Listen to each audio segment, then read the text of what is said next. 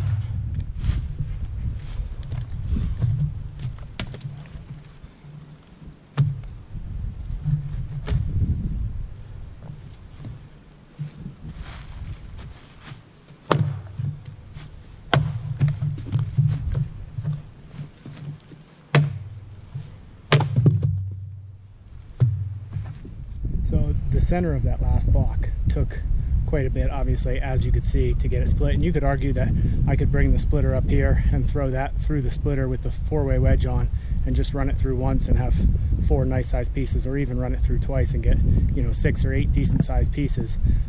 You could also say that you could bring the rugged split up here has the hydraulic lift on it, and just lift these right up on there. But there comes a point where it's kind of a pain in the butt, you know, putting a big piece like that up on there, and then if you're doing it by yourself, having two separate pieces, you know, you're trying to catch one and keep one on the table while the other one falls off onto the ground, and then you end up picking that one up or trying to roll it onto the log lift again. So you know, besides those reasons, sometimes I just like doing this.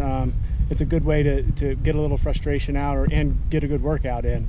If I stay up here and split for even 15 or 20 minutes, it's a good total body workout. But now that I've got a handful of these smaller pieces, what I'm going to do is grab each one and set them on top of this block right here, and then I'll split it into 2, 3, 4, 5 different pieces, depending how big each piece is.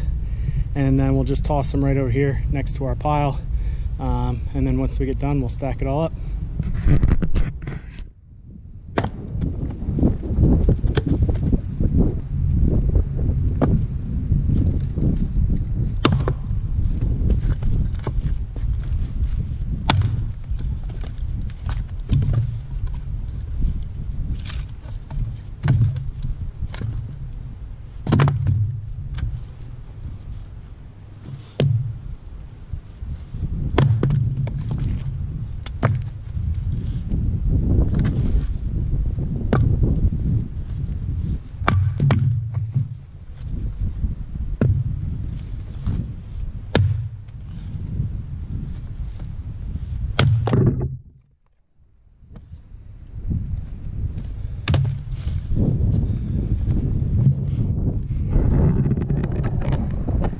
In view there.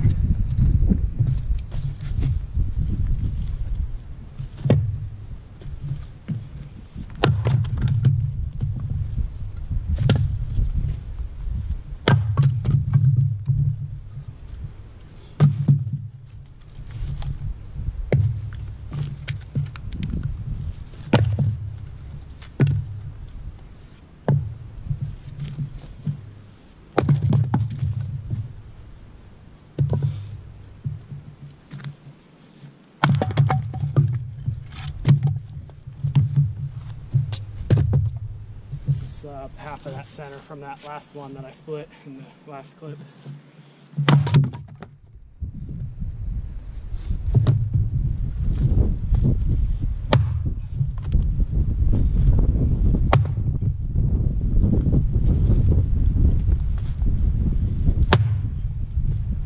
It's got a big knot in the middle, it looks like.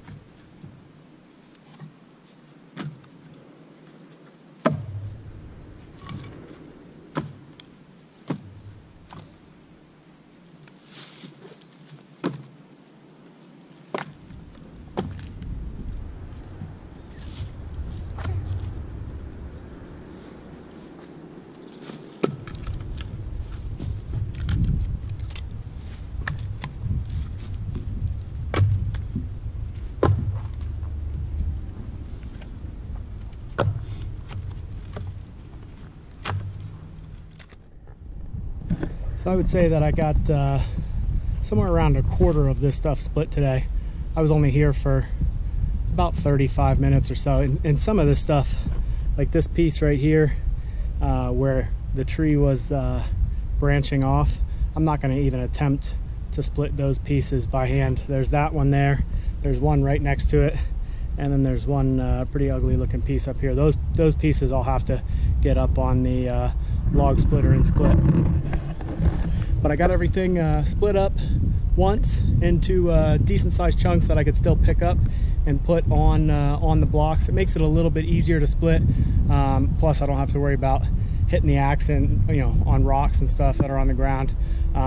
So split those all up, tossed them over here behind me, and then we got it all stacked up. Got a little bit more wood on the pile for the house next year. But again, thanks for watching. We'll see you on the next one.